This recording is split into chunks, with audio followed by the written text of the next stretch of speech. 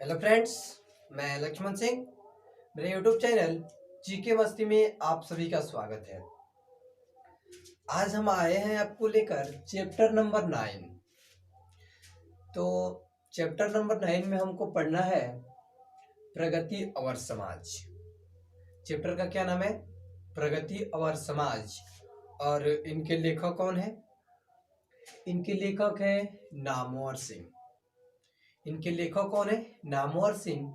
और इनका जन्म कब हुआ था? तो इनका जन्म हुआ था 1927 ईस्वी में।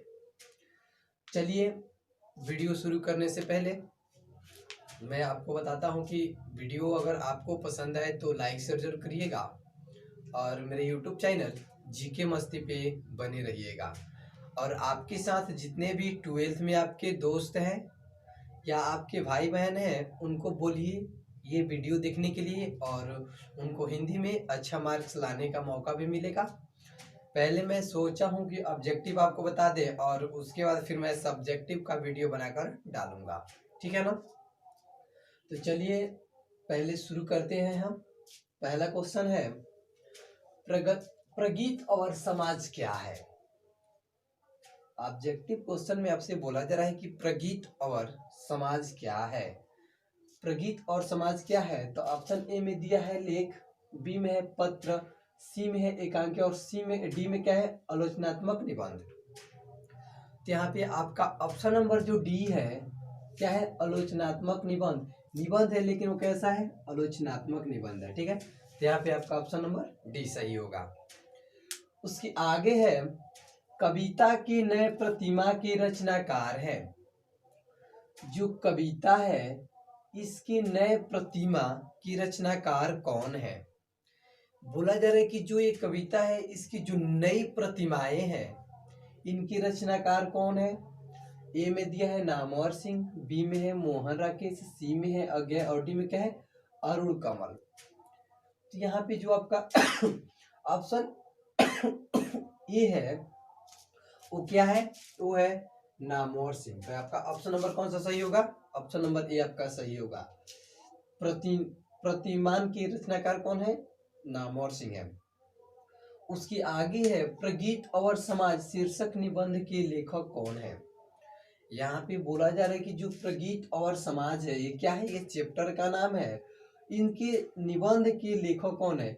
ये प्रगीत और समाज क्या है? ये निबंध है। और बोला जा रहा है कि इनके लेखक कौन है? ए में दिया है ओम प्रकाश वाल्मीकि, बी में है नामवर सिंह, सी में है मलयज और डी में क्या है? उदय प्रकाश। यहाँ पे आपका ऑप्शन नंबर कौन सा सही होगा? ऑप्शन नंबर यहाँ पे आपका बी सही होगा। कौन है? नामवर सिंह। उसके आगे है नामवर सिंह द्वारा लिखित प्रगीत और समाज क्या है? जो यहाँ पे लेखक है कौन है? नामवर सिंह।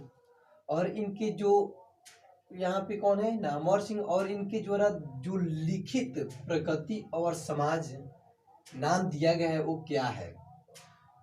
मतलब वो कैसा है? एकांकी है, निबंध है, आत्मकथा या आलोचना है? तो यहाँ पे ऑप्शन में आपको दिया है ए में आलोचना, बी में है निबंध, सी में है एकांकी और डी में क्या है? आत्मकथा। तो यहाँ पे जो आपका निबंध है क्या है? निबंध ये क्या है? प्रगीत और समाज है। कैसा है वो? प्रगीत और समाज। आपका ऑप्शन नंबर कौन सही होगा? ऑप्शन नंबर बी सही होगा। उसके आगे आपका क्वेश्चन नामवर सिंह को साहित्य अकादमी पुरस्कार किस पुस्तक पर मिला? जो नामवर सिंह थे तो किन साहित्य अकादमी पुरस्कार किस पुस्तक पर मिली? मतलब किस पुस्तक पर उनको क्या दिया गया? अकादमी पुरस्कार। ए में दिया है कविता के नए प्रतिमा पर, बी में पृथ्वीराज रासो की भाषा, सी में है दूसरी परंपरा की खोज और डी में क्या है? कहाँ कहना है न कहना न होगा। तो यहाँ पे जो आपका ए नंबर ऑप्शन है कविता के नए प्रतिमा पर इनको क्या दिया गया था? साहित्य अकादमी पुरस्कार दिया गया था। किस पुस्तक पर? तो साहित्य कविता के नए प्रतिमा पर। पुस्तक का क्या नाम है? कविता के नए प्रतिमा पर, ठीक है। उसके आगे आपका क्वेश्चन प्रबंध काव्य में मानव जीवन का एक पूर्ण दृश्य होता है किस रचना से उद्देश्य है? यहाँ पे बोला जा रहा है कि जो प्रबंध काव्य में मानव जीवन का एक पूर्ण दृश्य होता है। जब मानव जीवन का पूर्ण दृश्य होता है या दिखने के योग्य होता है, दृश्य मतलब क्या होता है, दिखना, और किस रचना से उद्देश्य है, इसमें बोला जा रहा है कि जो मानव जीवन का एक पूर्ण दृश्य है वो किस रचना के उद्देश्य पर है। तो ए में दिया है प्रगति और समाज, बी में है बातचीत, सी में है अधिनायक और डी में क्या है, शिक्षा। तो यहाँ पे आपका ऑप्शन नंबर कौन सा सही होगा, ऑप्शन नंबर ए सही होगा। प्रगति और समाज पर जीवन का एक पूर्ण दृश्य होता है। उसके आगे है प्रगीत और कैसा काव्य है। जो प्रगीत है कैसा काव्य है, ए में दिया है प्रबंध, बी में है गीत काव्य, सी में है आत्मपरक और डी में क्या है, इनमें से कोई नहीं। तो यहाँ पे बोला जा रहा है कि जो प्रगीत है वो कैसा काव्य है, तो वो है आपका आत्मपरक काव्य। आपका ऑप्शन नंबर कौन सा सही होगा, ऑप्शन नंबर सी सही होगा। चलिए उसके आगे है क्वेश्चन नंबर, नामवर सिंह का जन्म किस दिन हुआ था। जो नामवर सिंह है उनका जन्म कब हुआ था। जो नामवर सिंह है वो क्या है, वो निबंधकार है। क्या लिखते हैं, निबंध लिखते हैं। तो यहाँ पे बोला जा रहा है कि नामवर सिंह का जन्म किस दिन हुआ था। ऑप्शन ए में दिया है 29 जुलाई 1927 को, बी में है 28 जुलाई 1927 को, सी में है 29 अगस्त 1927 और डी में क्या है 23 अगस्त 1927। तो यहाँ पे जो आपका ऑप्शन नंबर बी है, कौन सा है, ऑप्शन नंबर बी 28 जुलाई 1927 को क्या हुआ था, इनका जन्म हुआ था। उसके आगे क्वेश्चन है, नामवर सिंह ने बीए और एमए की शिक्षा कहाँ से प्राप्त की। मतलब किस कॉलेज से उसने बीए की और एमए की शिक्षा प्राप्त की थी। ऑप्शन ए में दिया है डीयू से, बी में है जेएनयू से, सी में है सीसीयू से और डी में क्या है बीएचयू से। तो उन्होंने जो बीए और एमए की शिक्षा प्राप्त की थी वो कहाँ से किए थे, तो वो किए थे आपको बीएचयू से। कहाँ से, बीएचयू से। आइए उसके आगे है इधर क्वेश्चन, नामवर सिंह के गुरु कौन थे। जो नामवर सिंह है इनके गुरु कौन थे। ए में दिया है हजारी प्रसाद द्विवेदी, बी में है रामचंद्र शुक्ल, सी में है महावीर प्रसाद द्विवेदी और डी में क्या है आचार्य चतुर्सेन। तो जो यहाँ पे आपका ऑप्शन नंबर ए है, क्या है वो हजारी प्रसाद द्विवेदी। ये क्या है, इनके गुरु हैं। किनके, नामवर सिंह के गुरु कौन है, हजारी प्रसाद द्विवेदी। उसके आगे है कविता का इतिहास मुख्यतः किसका है। जो कविता का इतिहास है वो बोला जा रहा है कि किनका, किसका है। तो मतलब किस निबंध से या किस काव्य से लिया गया है।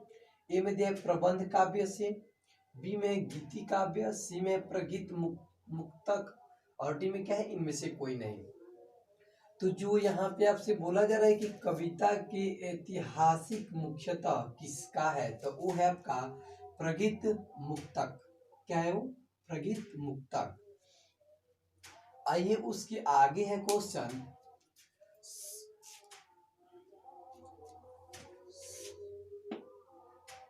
सहर्ष स्वीकार कविता की रचनाकार कौन है। जो यहाँ पे लिखा गया है सहर्ष स्वीकार कविता की रचनाकार कौन है। जो यहाँ पे सहर्ष स्वीकार कविता है तो बोला जा रहा है कि इनकी रचनाकार कौन है। ए में दिया है नागार्जुन, बी में है त्रिलोचन, सी में है मुक्तबोध और डी में क्या है केदारनाथ सिंह। तो यहाँ पे आपका ऑप्शन नंबर कौन सा सही होगा, ऑप्शन नंबर सी होगा। सहर्ष स्वीकार कविता के रचनाकार है मुक्तिबोध। कौन है, मुक्तिबोध। उसके आगे आपका क्वेश्चन, आचार्य रामचंद्र शुक्ल के काव्य सिद्धांत का आदर्श कौन सा काव्य था। यहाँ पे बोला जा रहा है कि जो आचार्य रामचंद्र शुक्ल हैं इसके काव्य सिद्धांत का आदर्श कैसा, कौन सा काव्य था। जो इनके काव्य है तो उनके काव्य से एक कैसा काव्य था। ए में दिया है मुक्त काव्य, बी में है प्रबंध काव्य, सी में है गीत काव्य और डी में क्या है, इनमें से कोई नहीं। तो यहाँ पे जो उनका काव्य था आचार्य रामचंद्र शुक्ल के काव्य के सिद्धांत पर, तो कैसा था, प्रबंध काव्य था। कैसा था वो, प्रबंध काव्य। उसके आगे है नागजुर्न के काव्य संसार के प्रगीत नायक का व्यक्तित्व किस प्रकार का है।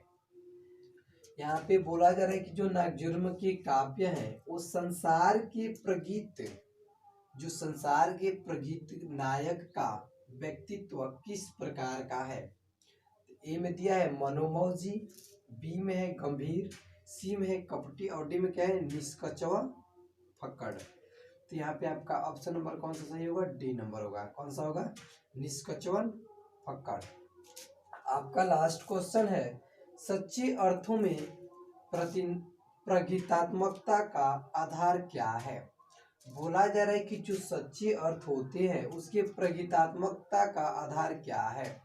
तो ए में दिया है समाज के साथ व्यक्ति, बी में है समाज से अलग व्यक्ति, सी में है समाज का एक हिस्सा व्यक्ति और डी में क्या है, समाज के विरुद्ध व्यक्ति।